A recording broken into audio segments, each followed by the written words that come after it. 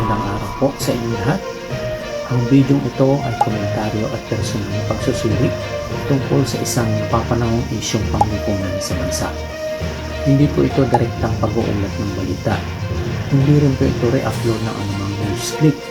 Nagulin lamang ito maglilinaw, konteksto, at sariling pananaw upang mas maunawaan ng bawat Pilipino ang isyong ito.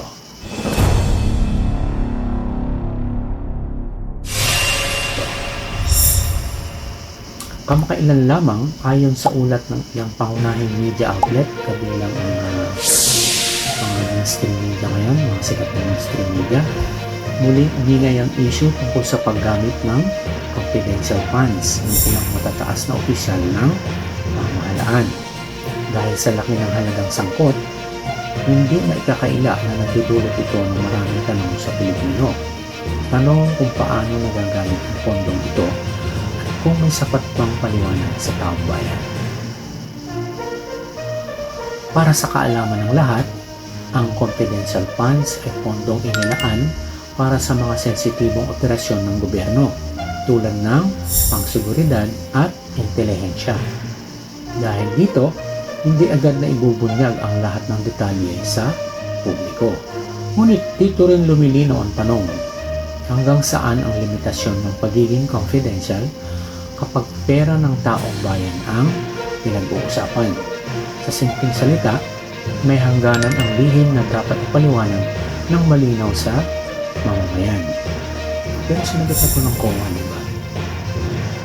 Mahalagang linawin ang pagiging legal ng isang aksyon, hindi sa palaging nangangahulugan na ito ay tama sa mata ng publiko. Maaaring nasunod ng batas, ngunit sapat ba ito upang makuha ang tiwala ng taong bayan? Sa demokrasyang bansa, hindi sapat na sumusunod lang sa legalidad. Kailangan din ng pananagutan, transparency at malinaw na paliwanag.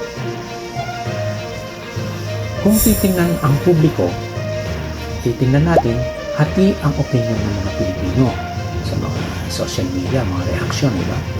May naniniwala na kailangan itong imbestigahan at makita ng masinsinan. Meron din namang nagsasabing ginamit lang itong issue para sa politikal na pakinabang. At sa isang demokratikong lipunan, formal lamang na may magkakaibang pananaw. Dito ka ba sa kabila? O nandito ka sa kabila? Tama si di umano si ganito o tama umano nung sa kabila. Mahalaga ang papel ng media, hindi lamang bilang tagapagbalita, kundi bilang tagapagpaalala sa gobyerno na may nagbabantay.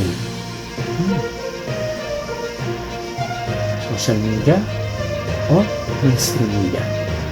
Sa publiko naman, nagbibigay ito ng impormasyon upang makabuo ng sariling opinyon. Ngunit bilang mamamayan, tungkulin natin maging mapanuri. Huwag basta-basta naniniwala, ngunit huwag din agad humusga. So, tingnan natin kung ano ang tama. Diba? Maaring itanong ng ilan, paano ako apektado nito?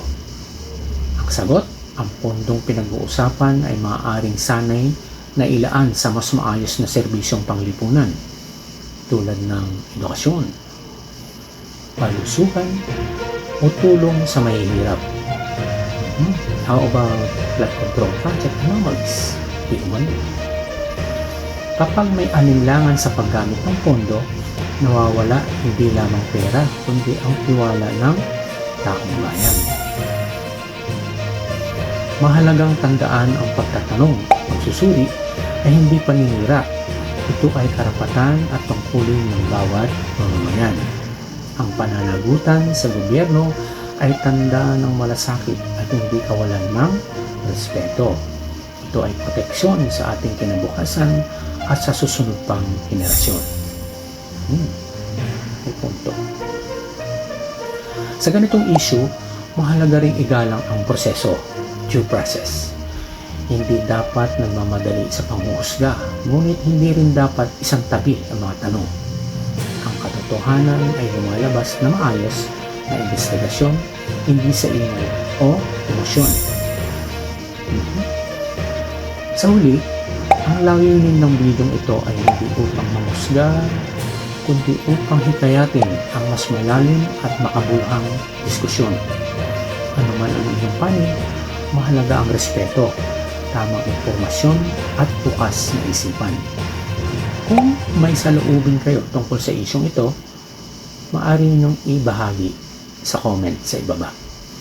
Maraming salamat po sa oras. Patuloy po tayong makialam, magtanong at magmalasakit bilang isang Pilipino.